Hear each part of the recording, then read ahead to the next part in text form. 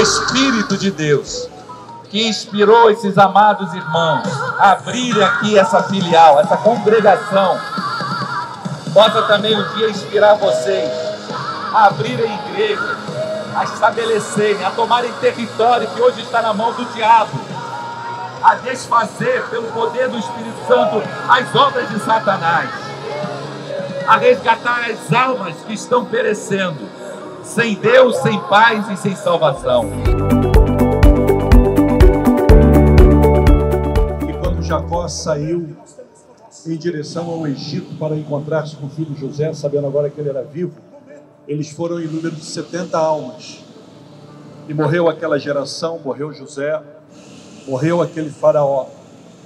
E o novo faraó que se levantou não conhecia a história. Tem um filósofo turco que vai dizer que quando nós desconhecemos a história, nós nos arriscamos a construir sem alicerce, sem fundamento. Então nós estamos aqui nessa manhã para falar um pouquinho para vocês sobre a história da nossa igreja, porque ela não começou do tamanho que vocês estão vendo. Não começou assim. A década de 40, a minha mãe, que mora comigo hoje, tem 83 anos, ela vai ser batizada com o Espírito Santo na virada do ano 49 para 1950, em uma pequena congregação de São Cristóvão, uma Assembleia de Deus de São Cristóvão, que saiu abrindo igrejas aqui nessa área da Leopoldina, em Olaria, em Bom Sucesso, em Penha, em Cordovil. E como é que se chamavam essas igrejas? A Congregação de São Cristóvão na Penha, a Congregação de São Cristóvão em Cordovil, a Congregação de São Cristóvão em Olaria, e assim sucessivamente. Por isso que uma das coisas que o pastor Silas fez foi mudar o nome, colocando a Assembleia de Deus Vitória em Cristo, para não dizer que, por exemplo, era a Assembleia de Deus da Penha em Moca, São Paulo. Afinal de contas é São Paulo, Moca, Penha é o quê? Então passa a ser uma igreja que tem um nome em qualquer lugar que se abrir, a Assembleia de Deus Vitória em Cristo, aonde naquela localidade, para que todos possam conhecer. Nesse tempo, não existia esse anteparo, esse muro que está atrás de vocês, era apenas uma cancela. E se vocês descerem aqui à direita, depois da linha do trem, mais ou menos uns 600, 700 metros em direção a Brasília, tem as ruas que ficam entre a Bento Cardoso, que desce, Guaporé, que sobe, a Rua Moaná, onde minha mãe, onde nós nascemos e nos criamos. E a minha bisavó vinha da Serra, só ela era crente. O meu bisavô, que eu os conheci com vida, a minha avó não era crente, meu avô não era crente. E apenas a minha mãe acompanhava a minha bisavó, que vinha andando, passava aqui pela linha do trem, e numa igreja de Porta de Correr, à nossa direita, que eu vou mostrar para vocês mais ou menos aonde era, não tem mais a edificação, é parecido, é só o local. Eles vinham cultuar, e numa virada de ano, de 31 de dezembro para 1º de janeiro de 50, aos 10 anos de idade, a minha mãe foi batizada com o Espírito Santo. Ela vai dizer que essa igreja só tinha um banheiro na lateral do púlpito, onde só iam os homens, e as mulheres ficavam com vergonha, lógico. Todo mundo ia ver que tinha uma mulher no banheiro. Então, não ia. Somente os homens iam no banheiro. Não tinha ar-condicionado, só ventilador. E ela diz que os cultos que mais enchiam eram os cultos de mocidade. E ela diz que a fila ficava do lado de fora da igreja para darem testemunhos daquilo que Deus estava fazendo. Nessa igreja, ela vai ser pastoreada pelo pastor José Pimentel de Carvalho. A gente está falando do início da década de 50. O pastor José Pimentel de Carvalho foi quem abriu a Catedral das Assembleias de Deus de Curitiba. Posteriormente, ela foi pastoreada pelo pastor Severino Amador de Oliveira, que foi quem abriu a Assembleia de Deus de Mesquita, onde congrega Vitorino Silva. Ela congregou com o pastor Sansão. Esses nomes já não aparecem muito na nossa história. Nossa história começa a focar em 1963, quando a igreja tem a sua independência ali na Rua Honório Bicalho com o pastor José Santos. mas ela foi pastoreada pelo pastor Sebastião Ferreira Pinto, que abriu a Assembleia de Deus de Gramacho. Todos esses pastores passaram por aqui. E ela vai dizer que Daniel Berg, Gunnar Wingren, ela tem vaga memória, mas Samuel Nistrom, Nellis Nelson e outros missionários que estão na base das Assembleias de Deus, ela diz que lembra deles vindo aqui, visitando aqui na Lobo Júnior, antes de nós irmos para Honório Bicalho. Naquele tempo, o que ficava convencionado dentro da Convenção das Assembleias de Deus? Que uma igreja que tivesse pelo menos 200 membros arrolados poderia ter a sua independência para seguir a sua trajetória. E foi isso que aconteceu. Aqui ficou pequeno, e em 1963 a Honório Bicalho ficava pronta e ela era inaugurada. Ela seria um desafio. Que desafio? Ela era uma igreja que estava passando por um momento de divisão, de luta interna. E aí a história recente vai dizer que numa reunião de obreiros em São Cristóvão, o pastor vai colocar na pauta administrativa problemas para serem resolvidos, e um deles é que seria necessário um pastor para uma igreja na Penha que estava passando por um momento de instabilidade.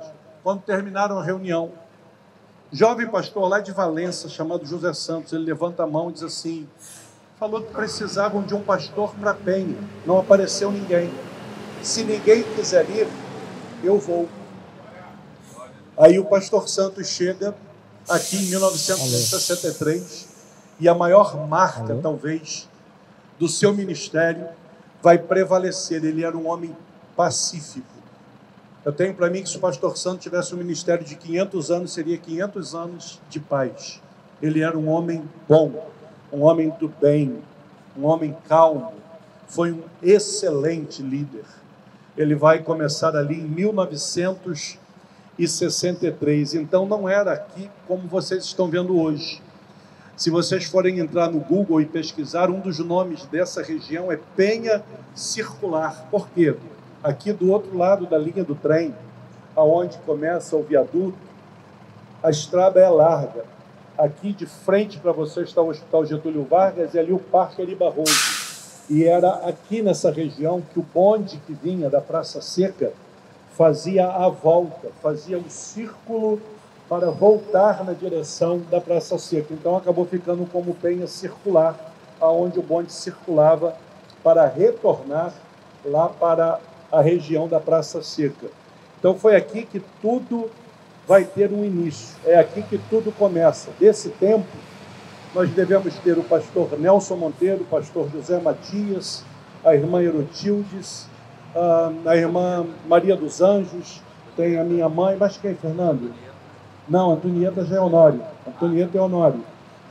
Deve ter aí uma meia dúzia de pessoas, irmã Nelice, viva fora, eu não tenho notícia, Maria Rodrigues. Então nós temos aí 6, 7 pessoas que ainda são originárias da Avenida Lobo Júnior. Então nós vamos passar...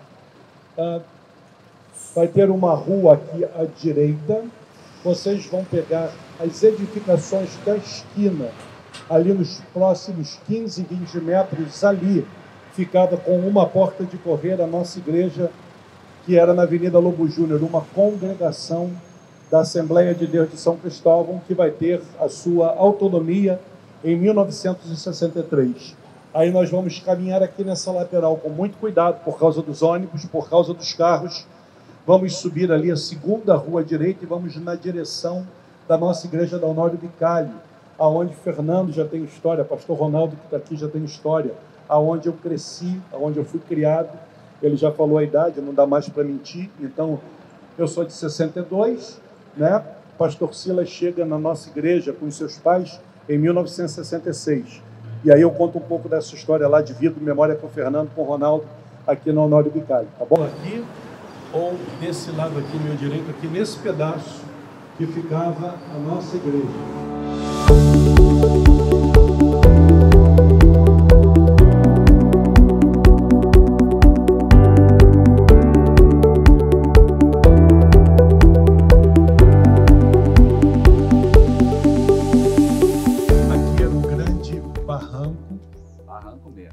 só tinha um pé de cajá do meu lado esquerdo e a casa pastoral no fundo, ela ainda está lá. Depois a gente vai entrar aqui na igreja e vocês vão poder ver a casa pastoral. Ela ficava lá no fundo e tinha uma cerca de madeira que dividia a casa pastoral, o terreno aqui da nossa igreja. Não tinha esse prédio aqui, era diferente. Não tinha aquela passarela que está lá no fundo, no final da rua, tá? Que depois vocês vão ver. Ali era uma cancela.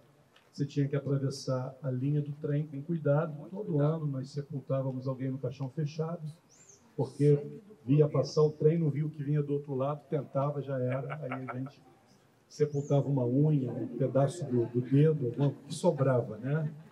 Era um outro tempo, né? Era uma outra dimensão. Outra coisa, gente, é que, de alguma forma, hoje a igreja cresceu e, muito embora haja resistência, nós também somos queridos por muitas pessoas.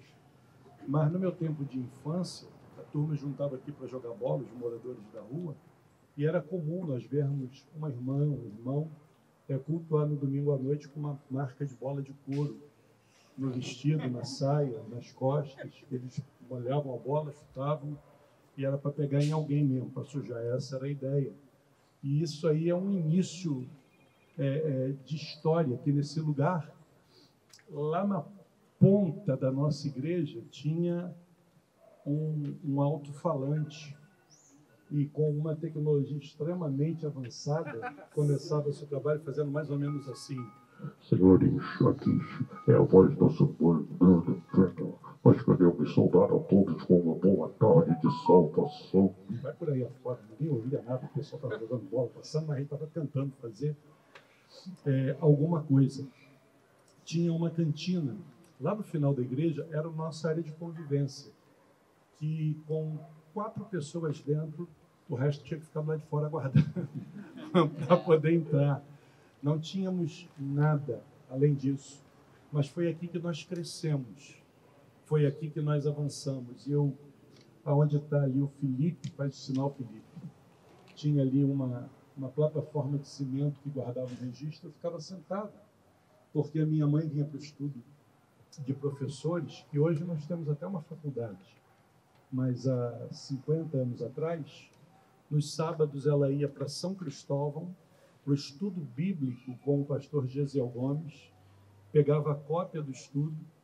Quando ela chegava aqui à noite, eu tinha a honrosa missão de mimeografar. Depois vocês dão um Google, isso não é do tempo de vocês, né? Saía com a mão toda roxa, então mimeografava aquela aula. E no dia seguinte, às 8 horas da manhã, era a nossa escola bíblica de professores. Então, como eu era criança, eu ficava sentado ali e muitas vezes, não foi uma nem duas, eu via pastor Gilberto, a irmã Albertina, com seus 5 filhos, Samuel, Sérgio, Suzana, Sileg e Silas, cruzando ali a linha do trem e chegando para o estudo de professores. Era apenas o início, eram poucos jovens, eram poucos irmãos. Mas eu me lembro que num culto de quinta-feira, aqui, que era um culto dito público, que não dava, às vezes, 30 pessoas. A banda começava a tocar e o Senhor batizava crianças com o Espírito Santo. Um tempo muito bom. Um tempo muito bom.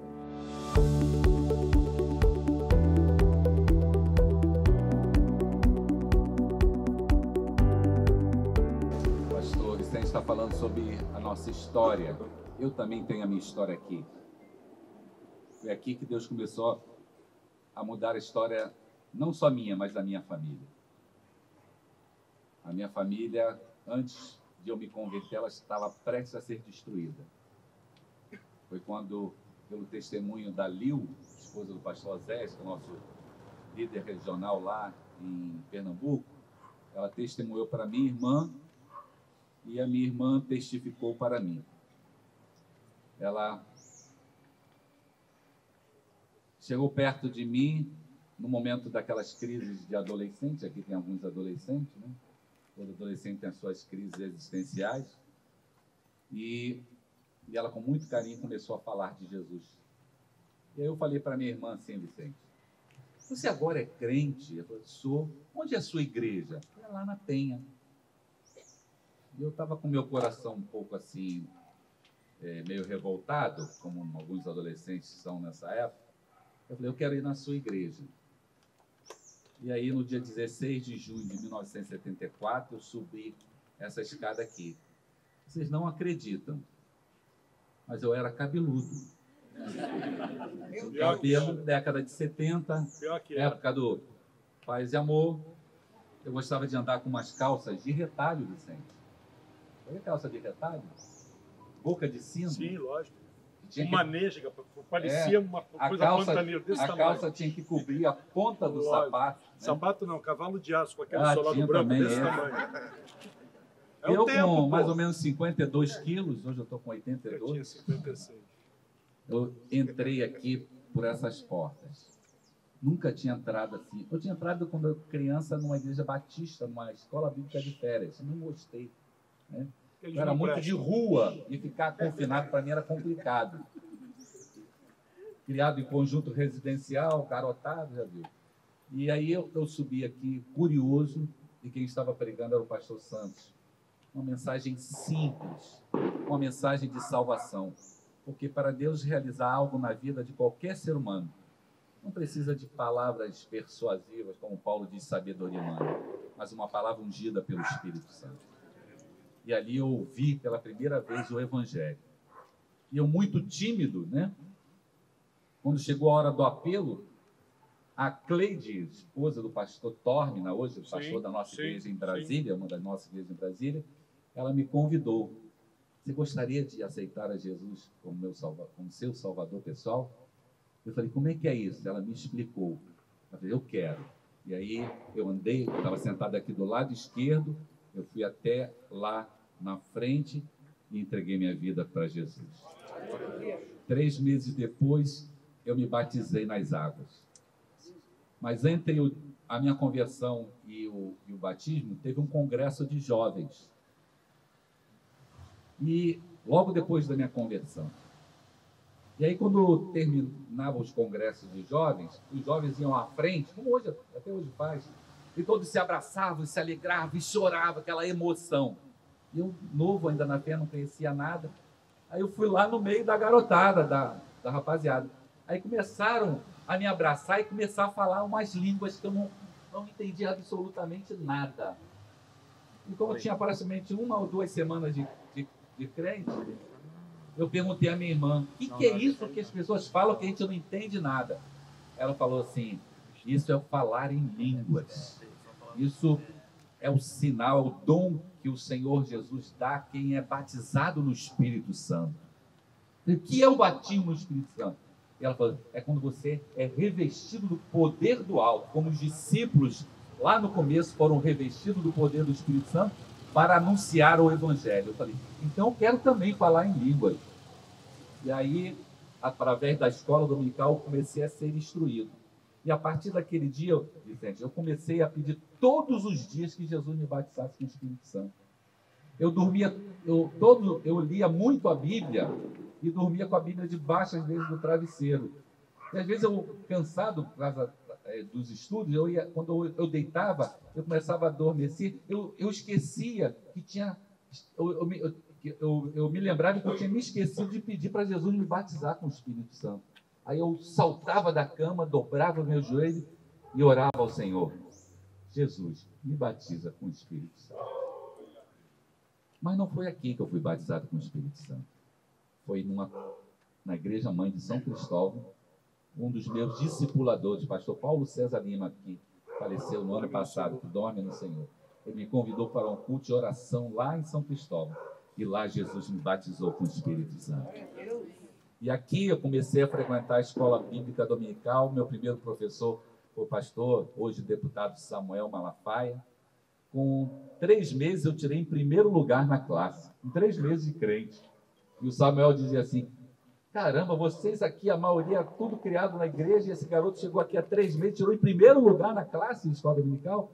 E ele me deu um dicionário bíblico de Davis, que eu guardo até hoje, e é fonte para os meus estudos, quando eu vou preparar um estudo bíblico ou uma mensagem. Até hoje eu tenho esse dicionário bíblico de Davis.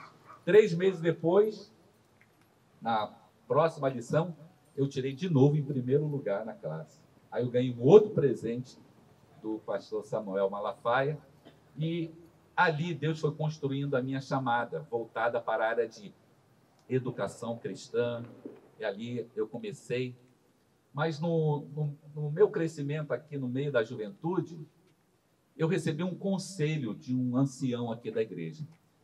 A gente chegava na igreja, antes de começar o culto, íamos por aqui, ainda não tinha ainda esse prédio, era o barracão, conforme o pastor Vicente falou, e alguns obreiros ficavam conversando ali antes do culto. E eu, novo ainda na fé, o pastor Ranulfo, na época presbítero Ranulfo, né, ele me deu um conselho assim. Ele falou assim: Fernando, a igreja é um hospital onde Deus está tratando as pessoas. As pessoas chegam aqui com diversos problemas e aqui são sarados. São aqui transformados pelo poder do Evangelho. Aqui você também vai ser sarado de muitas coisas. E, nesse momento, ele me deu um conselho, falou assim: Fernando, nem todo mundo que está aqui dentro é crente, não. Procure andar com gente mais crente do que você. E aí eu comecei a olhar as pessoas que eram mais crentes do que eu, e comecei a andar com essas pessoas. É aquele ditado: diga-me com quem andas, eu direi quem é. E aí foi que eu comecei a observar um jovem assim, que parecia um pouco comigo no estilo, que era o pastor Silas. Até então não me simpatizava, sinceramente, muito com ele, não. Nem eu. Porque ele sempre teve aquele jeito assim, meio desaforado e tal. Na época ele não estava muito crente, não, assim, no seu ponto de vista. Mas aí veio um congresso de juventude em 1975, Avivados para Evangelizar. E nesse congresso nós fomos impactados por uma mensagem do pastor Eliseu Menezes, que hoje está com 90 e poucos, pastor da Assembleia de Deus da Ilha do Governador. E aí, meu irmão, naquele congresso de juventude, foi um impacto tão grande na minha vida, na vida do pastor Silas da juventude, que o pastor Silas realmente tomou uma decisão de se entregar realmente a vida dele para a obra de Deus, para o reino de Deus. E hoje o resultado vocês estão vendo aí, né? O que é o ministério do pastor Silas. E a partir dali nós começamos a fazer um trabalho de evangelização pelas madrugadas de Copacabana, que foi uma bênção. Mas o Vicente estava falando daqui, quando ele estava falando sobre aqui da passagem da cancela aqui, né? E realmente eu passei muitas vezes que eu pegava o ônibus ali do outro lado, né? Eu me lembro de um testemunho aqui da Jacira, que eu vou contar assim, não sei de todos os detalhes. A Jacira era uma professora de escola dominical, Jovenzinha, né? Bem jovem, ela dava aula para crianças. E certa vez ela saiu daqui, ela convidou várias crianças para virem à escola dominical com ela, e ela saiu daqui, depois da escola dominical, e ao passar ali pela passagem ali de linha do trem, surgiu uma situação complicada de um tiroteio terrível. Um tiro para lá, para cá. E o que aconteceu? Quando ela viu aquela situação, ela jogou as crianças entre os trilhos e ela se deitou sobre essas crianças. E ali ela falou assim: Jesus, me cobre com teu sangue, a mim e todas essas crianças. E ficou em cima das crianças e pediu para Jesus a cobrir-se com o seu sangue. Quando acabou aquela situação, uma vizinha do prédio ali, do lado, desceu correndo, apavorada, e falou assim: senhora, eu vou levar a senhora para o hospital e as crianças também. Eu falei: por quê? Eu estou bem, não tem nada comigo. Não é possível. Quando eu estava vendo aquele tiroteio, eu coloquei a cabeça de fora e vi a senhora, e a senhora estava coberta de sangue. E ela pôde testificar ali que foi o sangue de Jesus que a cobriu ela e a casa. Milagres aconteceram e continuam a acontecer.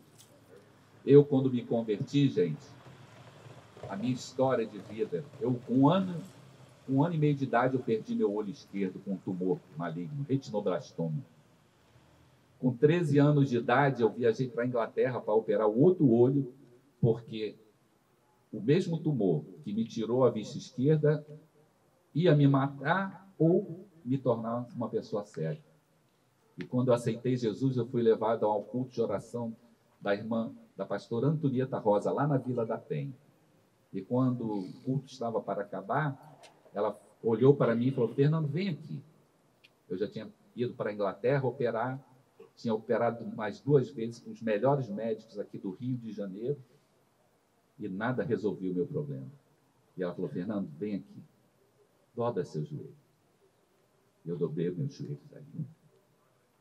Ela impôs as mãos sobre mim e começou a orar. E a igreja que estava ali começou a orar e o ambiente se encheu da glória de Deus. Quando ela acabou de orar, ela tremia que nem uma vara verde. Ela olhou para mim e falou: Fernando, Jesus te curou hoje. Eu olhei, ainda novo, ainda na fé, olhei para ela e ela falou assim: quando eu estava orando por você, eu via que descia do céu um fogo que entrava pela sua cabeça e atingia o seu olho. É o fogo de Deus. Você está curado. Eu fui no meu médico, que foi o fundador do IBOL, um dos maiores institutos de oftalmologia do Rio de Janeiro.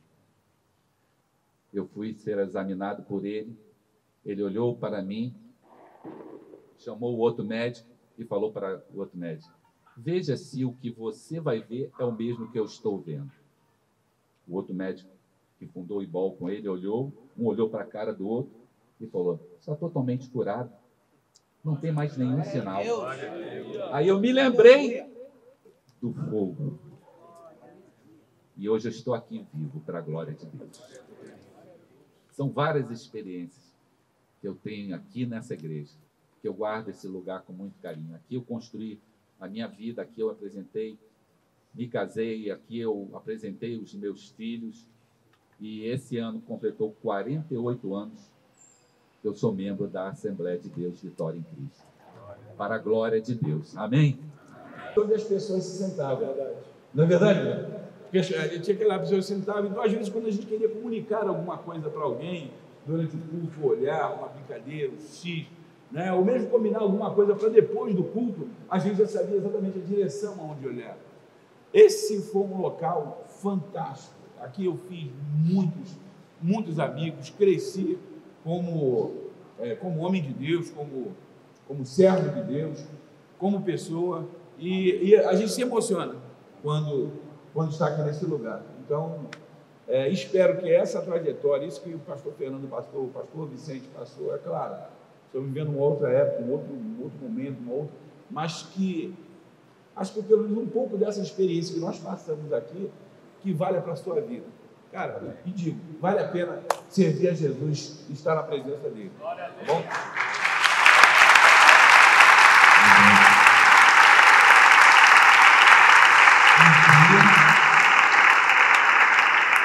Um dia, vocês também contarão a história de vocês. Aleluia. Contarão para os seus filhos, para os seus netos, para aqueles que estarão sob a liderança de vocês. Legado é algo que, nesta igreja, nós damos muito valor.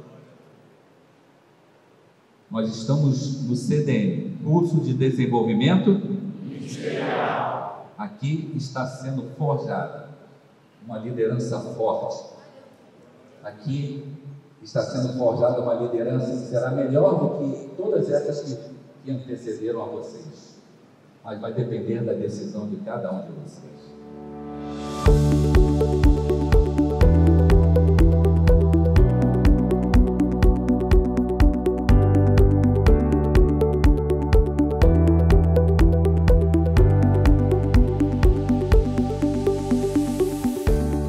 Ele veio a reboque do surgimento do ministério evangelístico do pastor Silas.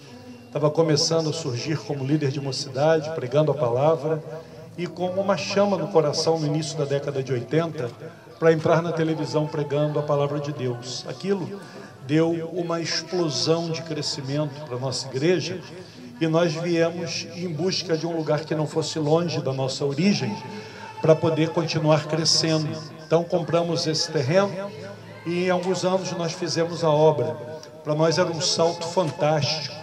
Saí de uma igreja que com banco cabia entre 500 e 600 pessoas, fazendo já 2 cultos no domingo, e vir aqui para essa igreja, uma igreja para mais ou menos umas 1.600 pessoas, né, no tempo do banco, 1.600 pessoas, era um salto para a nossa realidade. Se você é da DEVEC, você tem na tua retaguarda um pastor que não poupa recursos na hora de investir em vidas, você não será desamparado. Então mergulhe de cabeça e acredite, foi nessa igreja que o pastor Odilton veio trabalhar secularmente, ajudar na obra da construção. Aqui ele foi consagrado, aqui ele foi separado para o ministério, aqui ele começou a construir a sua história ministerial. Alguns de nós começou na Honório, passou por essa igreja, chegamos no 900. A maioria de vocês, ou alguns de vocês, passou por essa igreja da porta de madeira pesada. Outros estão começando no número 900. Mas qual é o limite? Não há limite. Aonde Deus pode levar vocês, pode levar muito mais longe. Então, quando vocês olharem para aquilo que está adiante, dê uma olhada para o que ficou para trás. Existe uma estrada que foi aberta. Existe uma história que foi contada. Pessoas simples que deram a sua vida e o seu sangue para que nós chegássemos aqui no dia de hoje. E hoje nós temos um pastor que continua tendo sonhos grandes para vocês e para aqueles que virão depois de vocês.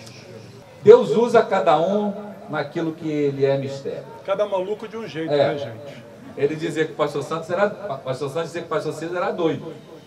Quando o pastor, eu me lembro quando, ainda no Honório Vicário, voltando um pouco para o Honório Vicário, a primeira guitarra, a primeira bateria, o contrabaixo e a aparelhagem de som foi meu pai, que nem era crente, deu para a igreja.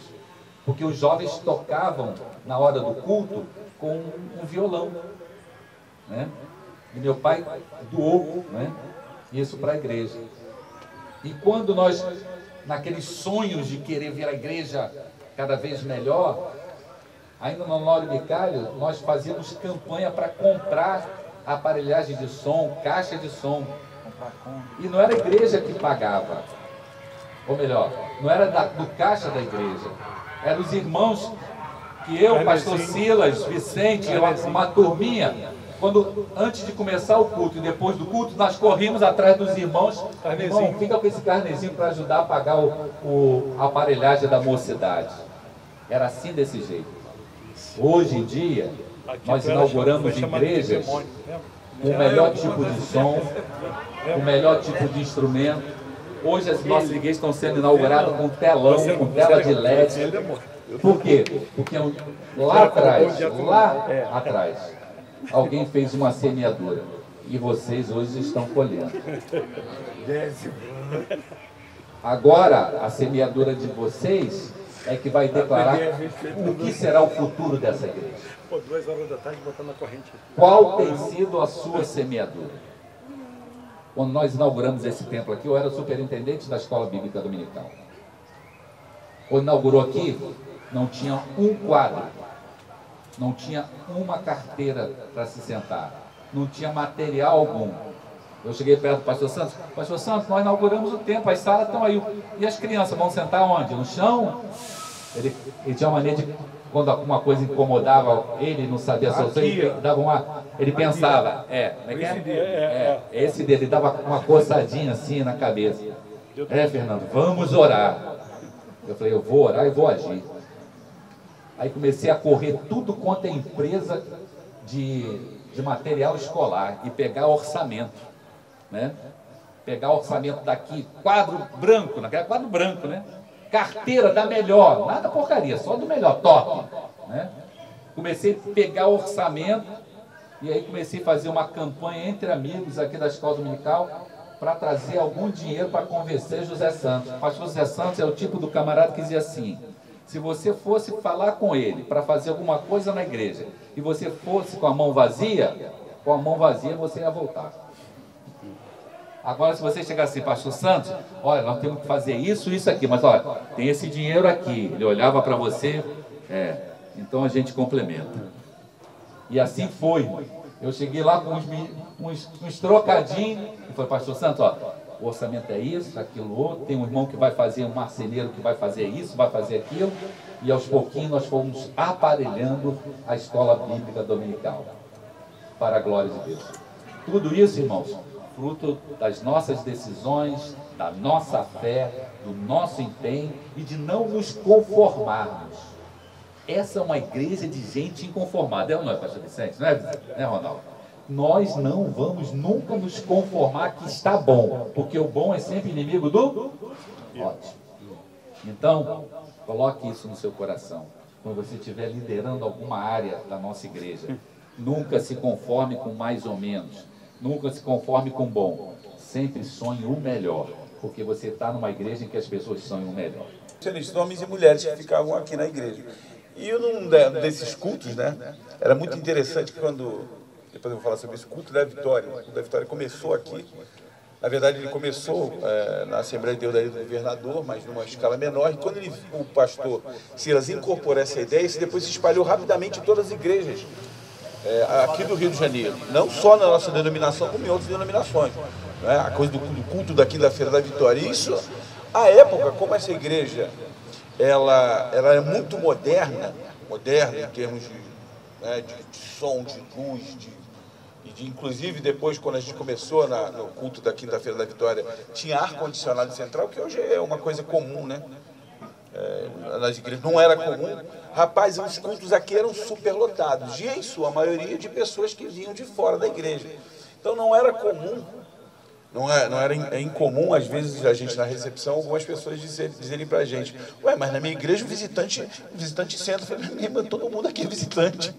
A gente olhava às vezes o culto da igreja, não tinha gente que a gente conhecia, era todo mundo de fora. Ainda hoje, o culto da quinta-feira da Vitória ainda tem essa máxima. Muita gente vem de outras igrejas para participar. Mas numa desses cultos aqui, eu estava com diácono, desse jeito.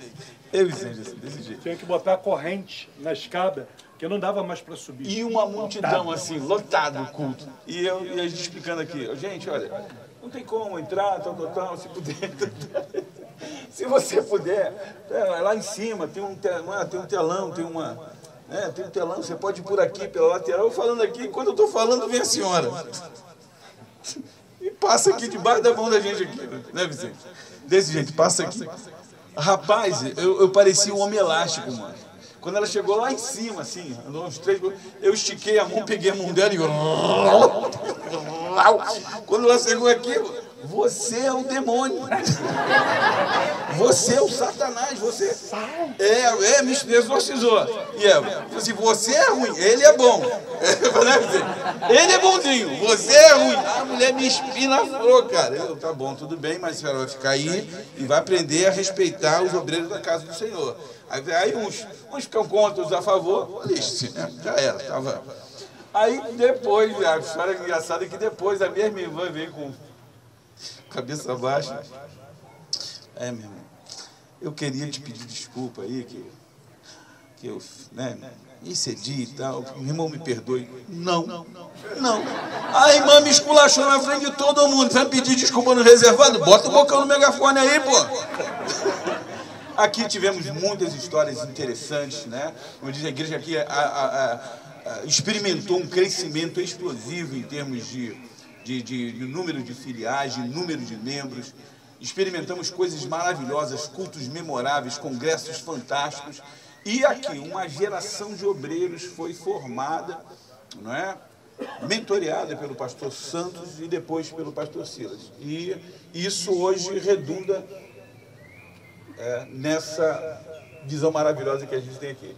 De gente comprometida com o reino, gente com, como ele dizia, né, com sangue no olho, né? Com sangue nos olhos, né? Gente disposta a fazer avançar a causa do mestre. Deus abençoe a vida de vocês, que, né, esse dia aqui, essas histórias, essas experiências, como a gente já falou 2 vezes, né, que sejam revividas por vocês, em outras instâncias, em outras circunstâncias, em outras situações, mas que marquem de maneira indelével, de maneira, não é? Tem uma história para contar na vida, né? Quem não tem dinheiro conta história, não é um negócio, né? Fernando, tem que ter história para contar na vida. Quem tem dinheiro conta. Então é isso. Deus abençoe a vida de vocês e que seja né? Fantástico.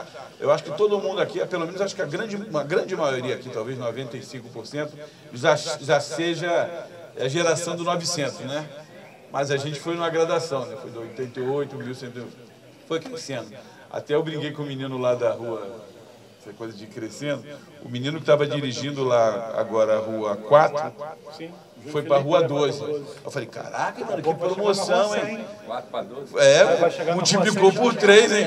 Falei, daqui a pouco, né? 4 multiplica por 25, tu vai para a rua 100, cara. É isso, gente. Deus abençoe.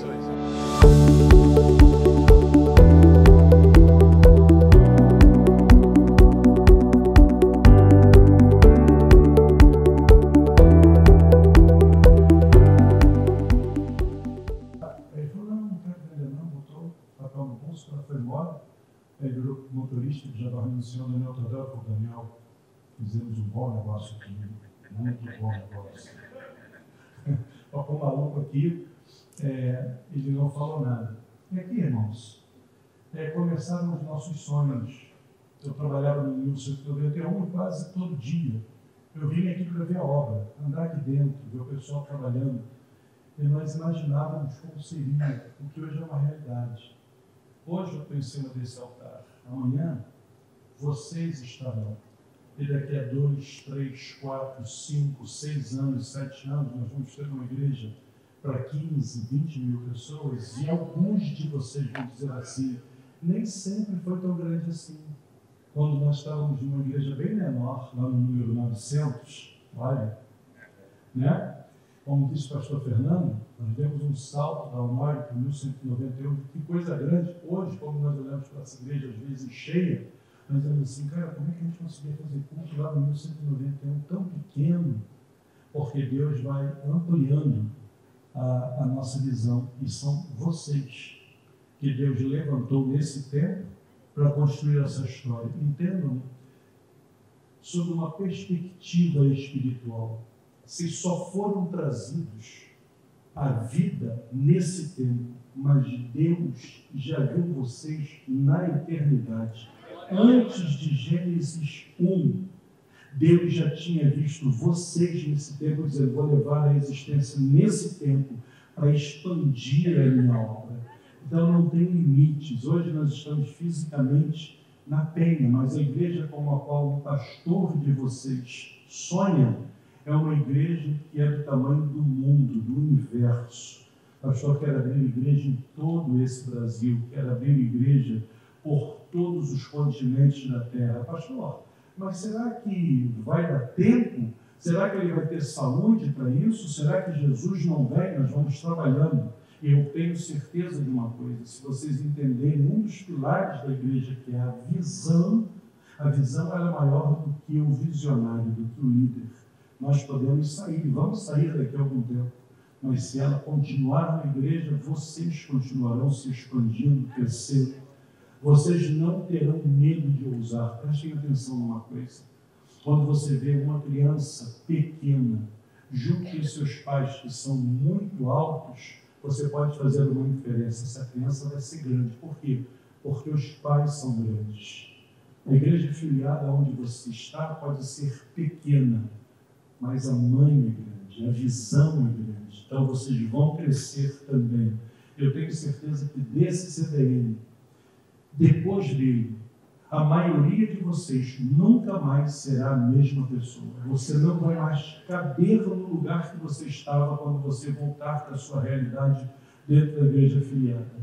Você está sendo trazido aqui não apenas para receber instrução e informação, mas para gerar sonhos de crescimento e de coisas grandes. Se nós pudermos sair lá do Honório Bicalho, hoje tem aqui eu, Ronaldo, Fernando, pastor Francisco, pastor Silas, uma turma que veio da Honório, porque lá da Hugo Júnior, hoje não tem talvez 10 pessoas, mas nós conseguimos sair daquele lugar, numa rua sem saída, sem estrutura, e chegar até aqui.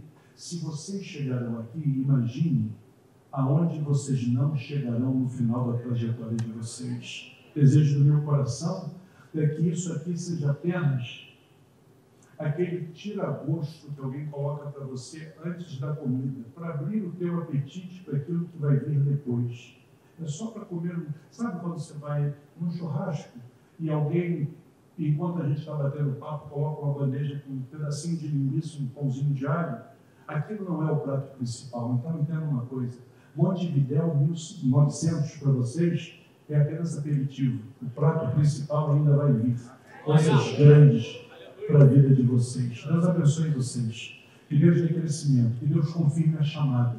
Que vocês não sejam levados por sonhos gerados apenas na carne ou no coração, mas sejam levados pelos sonhos de Deus. Não tenham medo das adversidades, não tenham medo das limitações humanas. Não olhe para a tua família, para a tua história e diga assim: onde um cara como eu, nascido nessa casa, nessa família, nessa rua, nesse bairro, onde eu vou chegar? Alto, longe.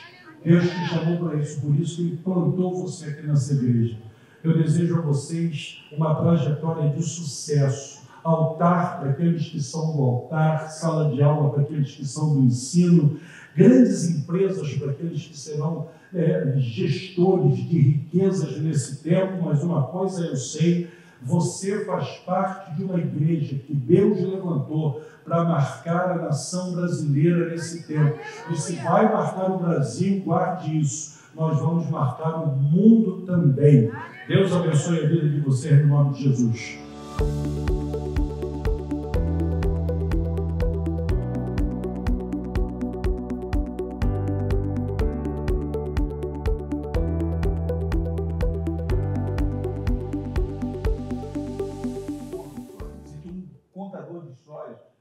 No bom sentido, um dos mais hábeis que eu conheço. O cara que, quando entrega, conta as histórias, ele é um cara que consegue, de alguma maneira, arrebatar pessoas.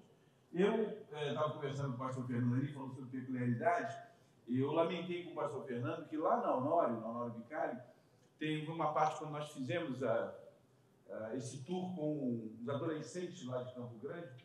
O pastor Vicente foi ali na lateral e contou algumas histórias que aconteceram ali nos prédios. O grupo era menor, Ronaldo, eu levei lá atrás, contei um negócio pitoresco para ele. Contou algumas coisas, e eu comecei a lembrar de algumas aqui.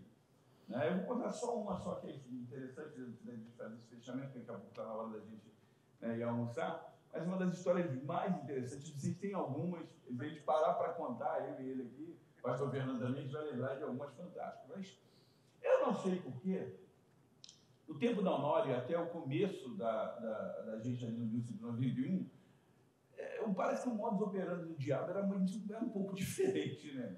Ele gostava muito de se manifestar no meio das reuniões. Era um negócio assim interessante. De vez em quando ele estava visitando ali, de vez em quando. Aliás, a gente podia dizer que praticamente quase todo domingo tinha lá uma manifestação demoníaca, um demônio lá, alguém para expulsar e tal.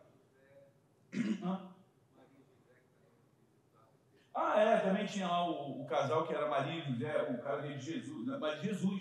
Maria e Jesus, Maria e a mãe dele.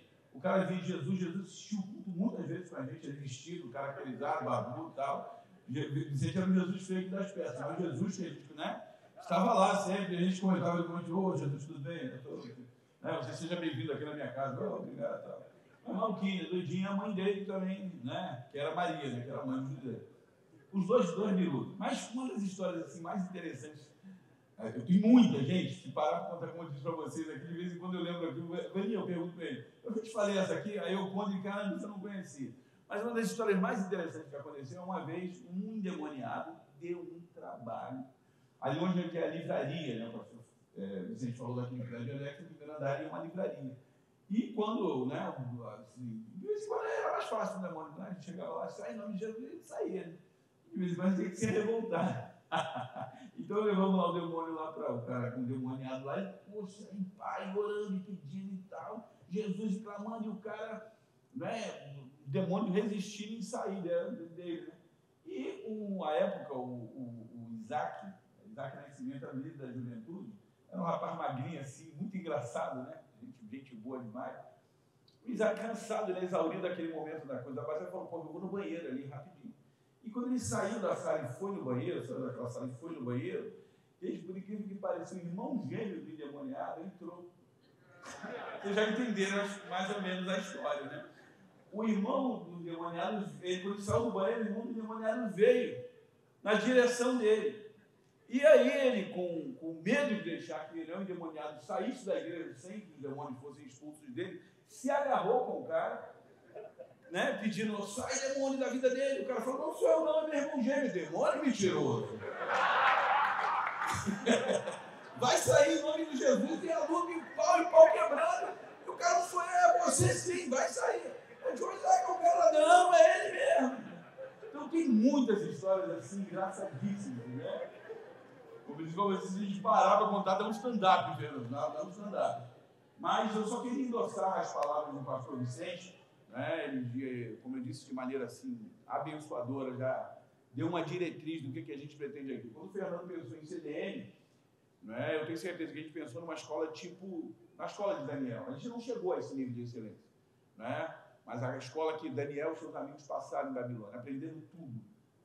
Né? Não a astrologia, não os costumes dos caldeus, mas tudo que de alguma maneira possa nos municiar para fazer frente e dar resposta a essa geração, a esse mundo que a Bíblia diz lá, perverso e corrompido, no qual a gente tem que resplandecer como astros. Então, o nosso desejo, o desejo do pastor Fernando, meu, do Márcio, né, do Divanei, isso faz parte da área de ensino aqui da igreja, é que vocês, daqui a algum tempo, saiam, sejam muito, avancem, alarguem tendas, as estacas e vão a lugares muito mais longínquos, até mesmo do que o nosso pastor já foi, do que nós já fomos, e que aqui seja uma geração de gente brilhante em qualquer coisa que vá fazer, seja no ministério sacerdotal, seja para servir no altar, como o pastor Fernando falou, seja para ser um professor de escola bíblica, seja para ser um líder de qualquer um dos departamentos desta igreja, porque a ideia é que somos um. E essa ideia de somos um deve ser levada a termo em todas as circunstâncias. Nós devemos fazer com que essa igreja ela caminhe sem deixar ninguém para trás. E isso é um trabalho que a gente só vai fazer se estivermos juntos, né? Se acreditarmos que esses momentos que estamos passando aqui não são perda de tempo, são investimento na sua carreira. Investimento que vai valer a pena. Para que, né, como a gente já disse, daqui a alguns anos, a gente olha para cá e fala o seguinte, rapaz, eu congregava numa igreja pequenininha. Já vou dizer aqui, eu congregava numa igreja pequena e hoje eu estou aqui. Como o pastor falou, a gente quer uma igreja para 12 mil, sei lá, para 20 mil, daqui a pouco a gente tem um estádio de futebol, quem sabe?